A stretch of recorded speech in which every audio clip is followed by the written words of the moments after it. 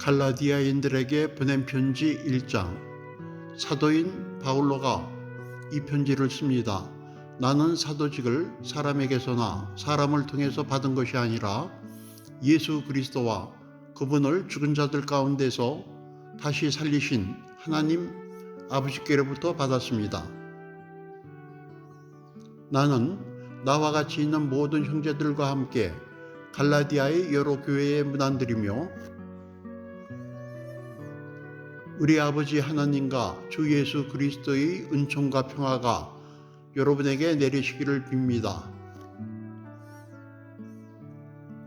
그리스도께서는 하나님 우리 아버지의 뜻을 따라 우리를 이 악한 세대에서 건져내시려고 우리의 죄를 짊어지시고 당신 자신을 제물로 바치셨습니다. 하나님 아버지께서 영원토록 영광을 받으시기를 빕니다. 아멘. 그리스도의 은총으로 하나님의 자녀가 된 여러분이 그렇게도 빨리 하나님을 외면하고 또 다른 복음을 따라가고 있다니 놀라지 않을 수 없습니다. 사실 다른 복음이란 있을 수 없습니다. 다만 어떤 사람들이 여러분의 마음을 뒤흔들고 그리스도의 복음을 변절시키려고 하고 있을 따름입니다. 우리는 말할 것도 없고 하늘에서 온 천사라 할지라도 우리가 이미 전한 복음과 다른 것을 여러분에게 전한다면 그는 저주를 받아 마땅합니다. 전에도 말한 바 있지만 다시 한번 강조하겠습니다. 누구든지 여러분이 이미 받은 복음과 다른 것을 전하는 자가 있다면 그는 저주를 받아 마땅합니다. 내가 지금 사람들이 지지를 얻으려고 합니까? 아니면 하나님이 지지를 얻으려고 합니까? 내가 사람들이 호감이나 사려는 줄 압니까? 내가 아직도 사람들이 호감을 사려고 한다면 나는 그리스도의 일꾼이 아닐 것입니다. 형제 여러분, 내가 전한 복음은 사람이 만들어낸 것이 아니라는 것을 분명히 말해둡니다. 이 복음은 내가 사람에게서 받은 것도 아니고 배운 것도 아닙니다. 예수 그리스도께서 직접 나에게 주신 것입니다. 내가 전에 유다교 신자였을 때의 소행은 여러분이 다 들었을 터이지만 나는 하나님의 교회를 몹시 박해하였습니다. 아니, 아주 없애버리려고까지 하였습니다. 나는 그때 내 동족 중 동년배들 사이에서는 누구보다도 유다교를 신봉하는 데 앞장섰으며 내 조상들이 전통을 지키는 일에 있어서도 훨씬 더 열성적이었습니다. 그러나 하나님께서는 내가 나시기 전에 이미 은총으로 나를 택하셔서 불러주셨고 당신의 아들을 이방인들에게 널리 알리게 하시려고 기꺼이 그 아들을 나에게 나타내 주셨습니다. 그때 나는 어떤 사람과도 상의하지 않았고 또 나보다 먼저 사도가 된 사람들을 만나려고 예루살렘으로 가지도 않았습니다. 나는 곧바로 아라비아로 갔다가 다시 다마스코스로 돌아갔습니다. 그리고 3년 후에 나는 베드로를 만나려고 예루살렘에 올라가서 그와 함께 보름 동안을 지냈습니다. 그때 주님의 동생 야고보 외에 다른 사도는 만나지 않았습니다. 내가 여러분에게 써보내는 이 말이 거짓말이 아니라는 것은 하나님께서 알고 계십니다. 그 뒤에 나는 시리아와 길리기아 지방으로 갔습니다. 그래서 유다에 있는 그리스도의 교회들은 나를 직접 대할 기회가 없었습니다. 그들은 다만 전에 자기네를 박해하고 그 교를 없애버리려고 하던 사람이 이제는 그 교를 전파하고 있다는 소문만 듣고 있었습니다. 그리고 그들은 내가 하는 일을 두고 하나님을 찬양하였습니다. 2장. 그리고 14년 뒤에 나는 디도를 데리고 바르나바와 함께 다시 예루살렘으로 올라갔습니다. 나는 하느님의 계시를 받고 올라갔던 것입니다. 거기에서 나는 소위 지도자라는 사람들과 따로 만나 내가 이방인들에게 전하고 있는 복음을 설명해 주었습니다. 그것은 내가 지금 하고 있는 일이나 지금까지 해놓은 일이 허사가 되지 않게 하려는 것이었습니다.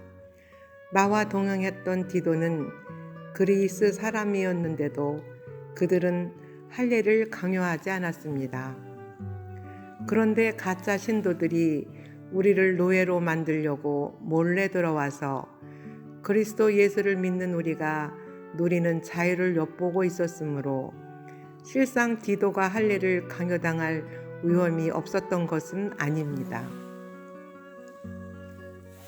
그러나 여러분에게 전한 복음의 진리를 보존하려고 우리는 조금도 양보하지 않았습니다.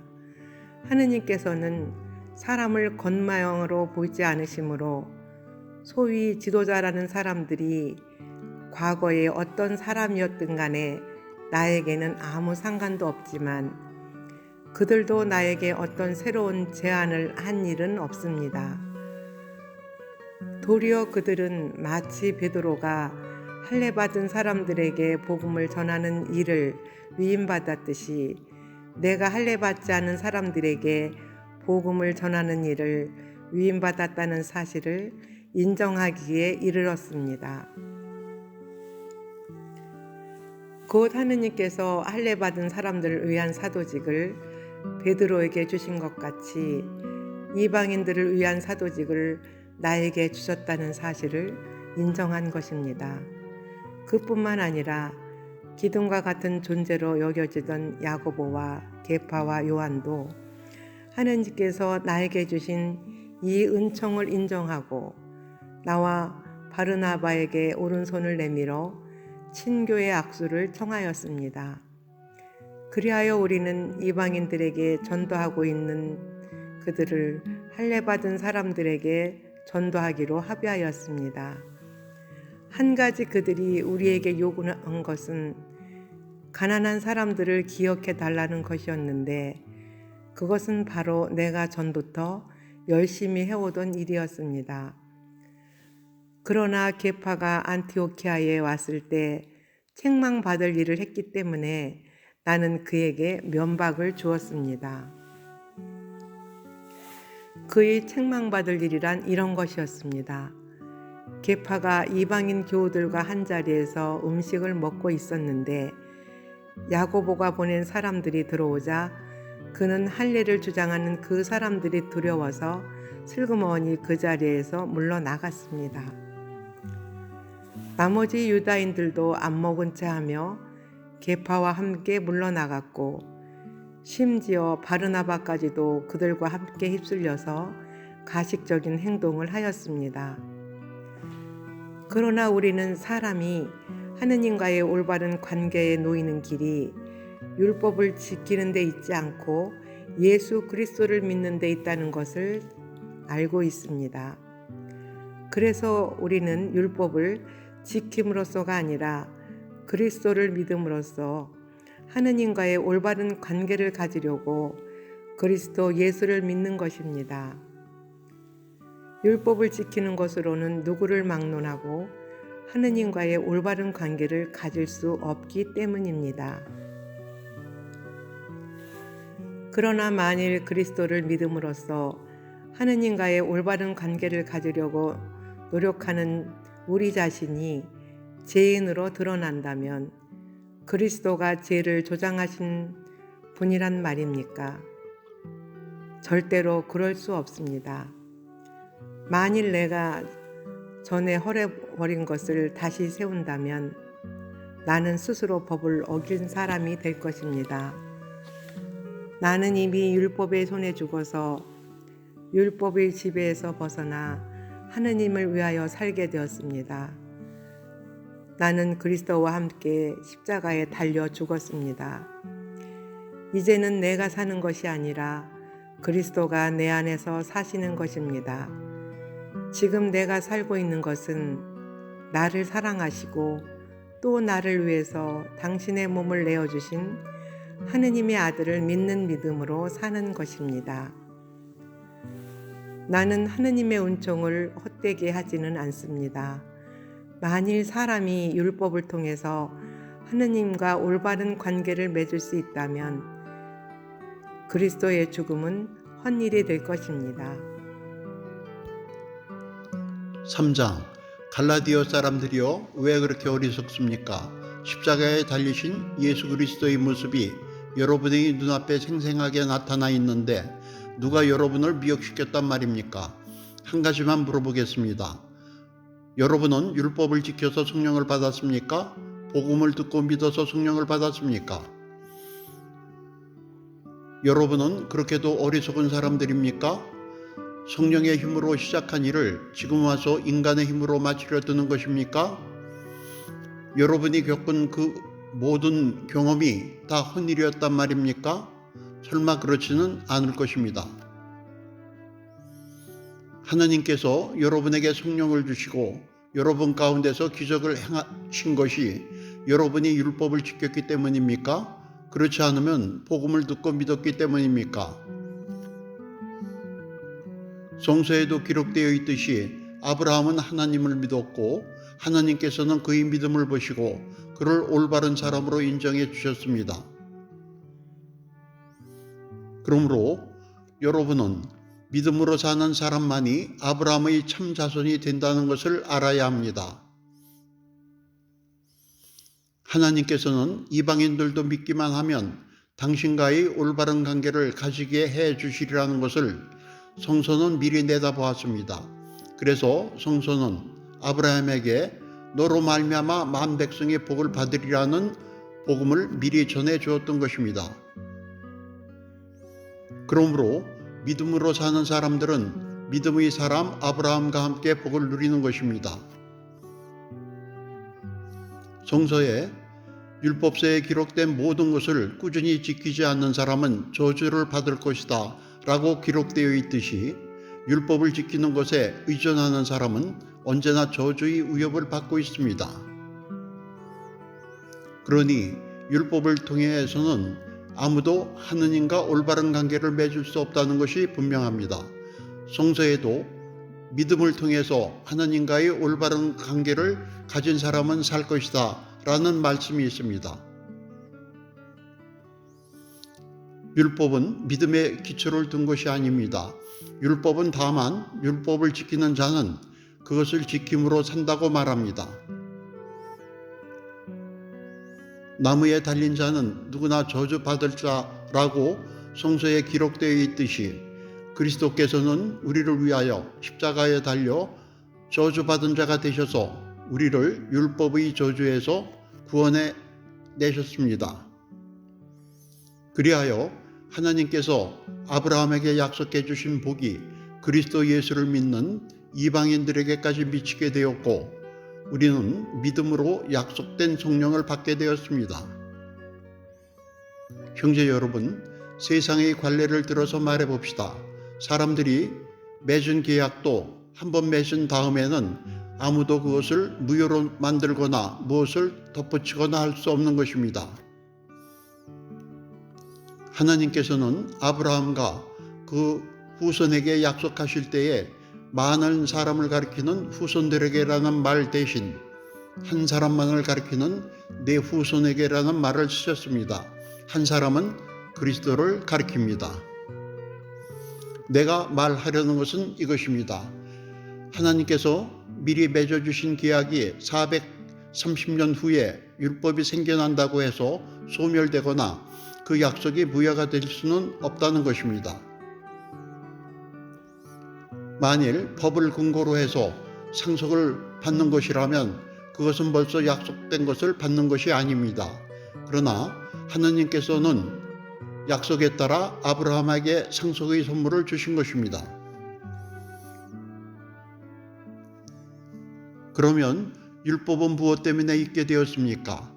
그것은 약속된 그 후손이 오실 때까지 죄가 무엇인지 알게 하시려고 덧붙여 주신 것입니다. 그리고 이 율법은 천사들을 통하여 중재자의 손을 거쳐 제정된 것입니다. 그러나 하나님의 약속은 중재자를 내세우지 않고 하나님 한 분의 생각으로 하신 것입니다. 그렇다면 율법은 하나님과의 약속과 반대되는 것이겠습니까? 절대로 그렇지 않습니다.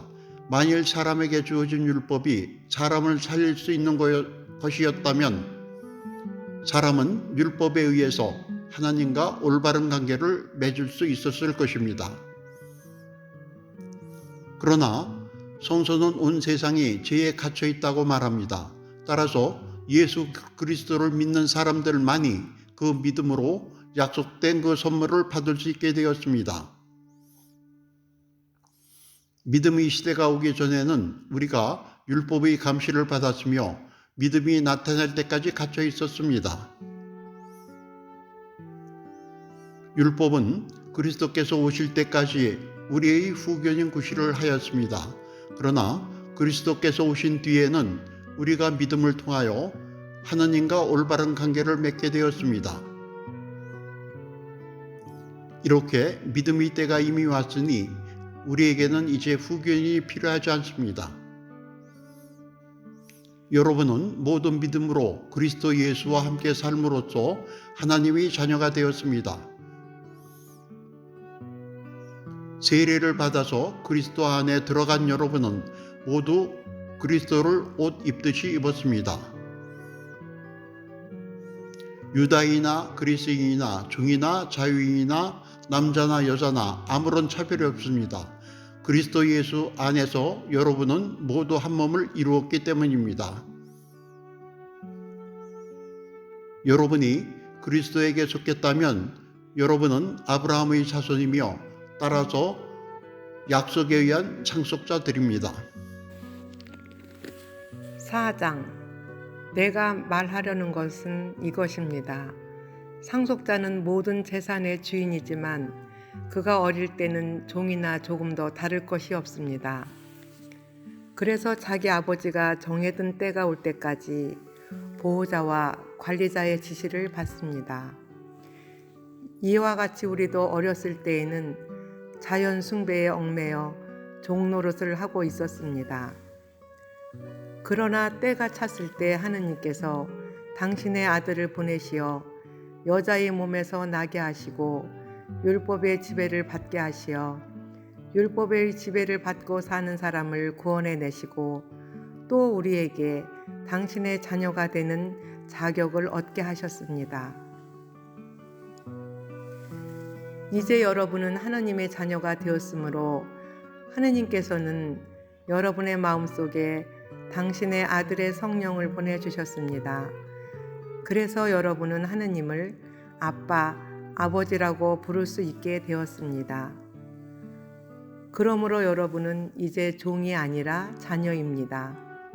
자녀라면 하느님께서 세워주신 상속자인 것입니다.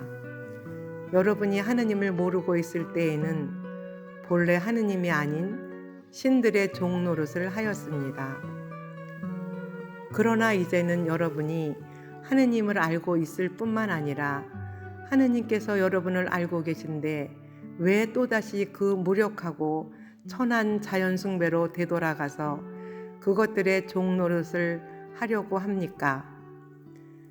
여러분이 날과 달과 계절과 해를 숭상했기 시작했다고 하니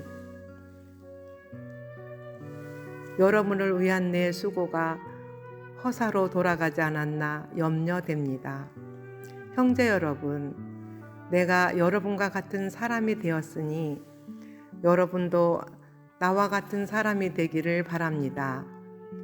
여러분이 나에게 잘못한 일은 조금도 없습니다. 여러분이 아시는 바와 같이 전에 내가 병을 앓았던 것이 기회가 되어 여러분에게 복음을 전하게 되었습니다. 나의 신체 조건이 여러분에게는 괴로운 짐이 되었지만 여러분은 나를 외면하거나 멸시하지 않고 오히려 하느님의 천사와도 같이 또 그리스도 예수와 같이 영접해 주었습니다. 그때의 여러분의 그 감격은 다 어디로 갔습니까? 분명히 말하지만 그때 여러분은 만일 할 수만 있었다면 눈이라도 뽑아서 나에게 주지 않았겠습니까? 그런데 이제 내가 진실을 말한다고 해서 나를 원수로 여기는 것입니까? 그 사람들이 여러분에게 열성을 보이는 것은 결코 선의에서 나온 것이 아니라 여러분을 나에게서 떼어내어 여러분으로 하여금 그들에게 열성을 품게 하려는 술책입니다. 그들이 좋은 동기로 여러분에게 열성을 보인다면야 얼마나 좋겠습니까? 내가 여러분과 함께 있을 때뿐만 아니라 언제나 그랬으면 좋겠습니다. 나의 자녀인 여러분 속에 그리스도가 형성될 때까지 나는 또다시 해산의 고통을 겪어야겠습니다. 지금이라도 내가 여러분과 만나서 어조를 바꾸어서 이야기를 나눌 수 있다면 얼마나 좋겠습니까? 나는 여러분의 일이 걱정스러워 안절부절 못하고 있습니다. 율법으로 살기를 원하는 여러분, 한 가지 물어보겠습니다. 여러분은 율법을 들어보지 못했습니까? 율법서에 이런 기록이 있습니다. 아브라함이 아들 둘을 두었는데 하나는 여종의 몸에서 났고 하나는 종이 아닌 본부인의 몸에서 났습니다. 여종에게서 난 아들은 인간적인 육정의 소생이었고 본부인에게서 난 아들은 하나님의 약속으로 얻은 아들이었습니다. 이것은 비유로 한 말인데 그 두 여자는 두 계약을 가리킵니다. 하나는 시나이산에서 나와서 노예가 될 자식들을 낳았습니다. 그것이 하갈입니다. 하갈은 아라비아에 있는 시나이산을 가리키는데 그것은 지금의 예루살렘에 해당합니다. 현재 예루살렘은 그 시민들과 함께 종노릇을 하고 있으니 말입니다. 그러나 하늘의 예루살렘은 자유인이며 우리 어머니입니다. 성서에 이런 말씀이 기록되어 있습니다. 즐거워하여라 아기 못 낳는 여인이요 홀로 사는 여인의 자녀가 남편의 여인은 자녀보다 더 많으리라.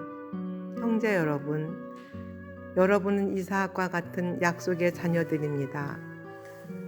그러나 그때 육정으로 난 자식이 성령으로 난 자식을 박해하였는데 지금도 꼭 마찬가지입니다. 그런데 성서에 무엇이라고 하였습니까? 여종과 그의 자식을 쫓아내어라. 종의 자식은 결코 본 자식과 같은 상속자가 될 수 없다 하지 않았습니까? 그러므로 형제 여러분, 우리는 여종의 몸에서 난 자녀가 아니라 자유인의 몸에서 난 자녀입니다. 갈라디아서 5장 말씀입니다. 그리스도께서 우리를 해방시켜 주셔서 우리는 자유의 몸이 되었습니다. 그러니 마음을 굳게 먹고 다시는 종의 멍에를 매지 마십시오. 나 바오로가 여러분에게 말합니다. 만일 여러분이 할례를 받는다면 그리스도가 여러분에게 아무런 이익도 되지 못할 것입니다. 할례를 받는 모든 사람에게 다시 강조합니다. 할례를 받는 사람은 율법 전체를 지킬 의무를 지는 것입니다. 율법을 지킴으로써 하나님과 올바른 관계를 맺으려는 여러분은 그리스도와의 관계가 끊어졌고 은총에서 벗어났습니다. 그러나 우리는 하나님께서 우리의 믿음을 보시고 성령을 통해서 우리를 당신과의 올바른 관계에 놓아주시리라는 희망을 가지고 있습니다. 그리스도 예수를 믿는 사람에게는 할례를 받는다든지 받지 않는다든지 하는 것이 중요하지 않고 오직 사랑으로 표현되는 믿음만이 중요합니다. 여러분이 전에는 그렇게도 잘 달리고 있었는데 누가 여러분을 가로막아 진리를 따르지 못하게 하였습니까? 여러분을 부르신 분이 그렇게 깨었을 리는 없습니다. 적은 누룩이 온 반죽을 부풀게 합니다. 여러분과 함께 주님을 믿는 날은 여러분이 다른 생각을 품지 않으리라는 것을 확신합니다. 또 여러분의 마음을 교란시키는 자는 그가 누구든지 간에 심판을 받을 것입니다. 형제 여러분, 만일 내가 여전히 할례의 필요성을 주장하고 있다면 왜 내가 지금까지 박해를 받겠습니까? 내가 아직도 할례를 전하고 있다면 내가 전하는 십자가가 걸림돌이 되지는 않을 것입니다. 할례를 주장하여 여러분을 선동하는 자들은 그 지체를 아예 잘라 버리는 것이 어떻겠습니까? 형제 여러분, 하나님께서는 자유를 주시려고 여러분을 부르셨습니다. 그러나 그 자유를 여러분의 욕정을 만족시키는 기회로 삼지 마십시오. 오히려 여러분은 사랑으로 서로 종이 되십시오. 모든 율법은 내 이웃을 내 몸과 같이 사랑하여라 하신 한마디 말씀으로 요약됩니다. 그러나 여러분이 서로 묻어뜯고 삼키고 하면 피차 멸망할 터이니 조심하십시오. 내 말을 잘 들으십시오. 육체의 욕정을 채우려 하지 말고 성령께서 이끄시는 대로 살아가십시오. 육체의 욕망은 성령을 거스리고 성령께서 원하시는 것은 육정을 거스릅니다. 이 둘은 서로 반대되는 것이기 때문에 여러분은 자기가 원하는 일을 할 수 없게 됩니다. 성령을 따라 사는 사람은 율법의 지배를 받지 않습니다. 육정이 빚어내는 일은 명백합니다. 곧 음행, 추행, 방탕, 우상숭배, 마술, 원수 맺는 것, 싸움, 시기, 분노, 이기심, 분열, 당파심, 질투, 술주정, 흥청대며 먹고 마시는 것, 그 밖에 그와 비슷한 것들입니다.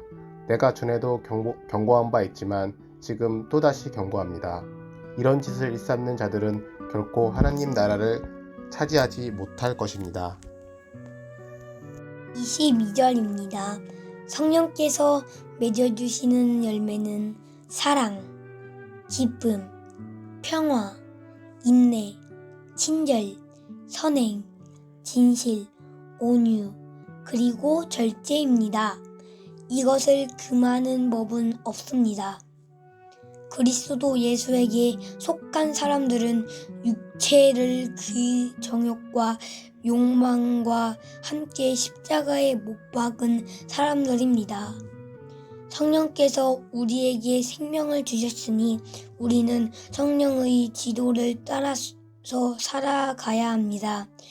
우리는 잘난 체 하지 말고 서로 싸움을 걸지 말고 서로 질투하지 말아야 합니다. 아멘. 형제 여러분, 여러분은 성령의 지도를 따라 사는 사람이니 어떤 사람이 잘못을 저질렀을 때 온유한 마음으로 바로잡아 주어야 합니다. 그리고 여러분도 유혹에 빠지지 않도록 자신을 살피십시오. 서로 남의 짐을 져주십시오. 그래서 그리스도의 법을 이루십시오. 사실 아무것도 아닌 사람이 무엇이나 된 것처럼 생각한다면 그는 자기 자신을 속이고 있는 것입니다. 각각 자기가 한 일을 생각해 봅시다. 잘한 일이 있다면 그것은 자기 혼자 자랑스럽게 생각할 일이지 남에게까지 자랑할 것은 못 됩니다. 각 사람은 자기 짐을 져야 하기 때문입니다. 하느님의 말씀을 배우는 사람은 그것을 가르치는 사람과 모든 좋은 것을 같이 나누어야 합니다. 잘못 생각하지 마십시오. 하느님은 조롱을 받으실 분이 아니십니다. 사람은 무엇을 심든지 자기가 심은 것을 그대로 거둘 것입니다. 자기 육체에 심는 사람은 육체에게서 멸망을 거두겠지만 성령에 심는 사람은 성령으로부터 영원한 생명을 거둡니다. 낙심하지 말고 꾸준히 선을 행합시다. 꾸준히 계속하노라면 거둘 때가 올 것입니다. 그러므로 기회가 있을 때마다 모든 사람에게 선을 행합시다. 믿는 식구들에게는 더욱 그렇게 해야 합니다. 보십시오. 내가 직접 여러분에게 이렇게 큰 글자로 써 보냅니다. 인간적인 거칠애만을 일삼는 자들은 여러분에게 할례를 강요하고 있습니다. 그들은 오직 그리스도의 십자가 때문에 박해를 면하려고 그러는 것뿐입니다. 실상 할례를 받은 사람들도 자신은 율법을 지키지 않고 다만 여러분에게 외형적인 할례를 시켰다는 것을 자랑하려고 할례를 받게 하려는 것뿐입니다. 그러나 나에게는 우리 주 예수 그리스도의 십자가밖에는 아무것도 자랑할 것이 없습니다. 그리스도께서 십자가에 못 박히심으로써 세상은 나에게 대해서 죽었고 나는 세상에 대해서 죽었습니다. 할례를 받고 안 받는 것이 문제가 아니라 새로운 사람이 되는 것이 중요합니다. 이 법칙을 따라서 사는 사람에게 그리고 하나님의 백성 이스라엘에 평화와 자비가 있기를 빕니다. 앞으로 아무도 나를 괴롭히지 마십시오. 내 몸에는 예수의 낙이 찍혀 있습니다. 형제 여러분, 우리 주 예수 그리스도의 은총이 여러분의 마음에 내리기를 빕니다. 아멘.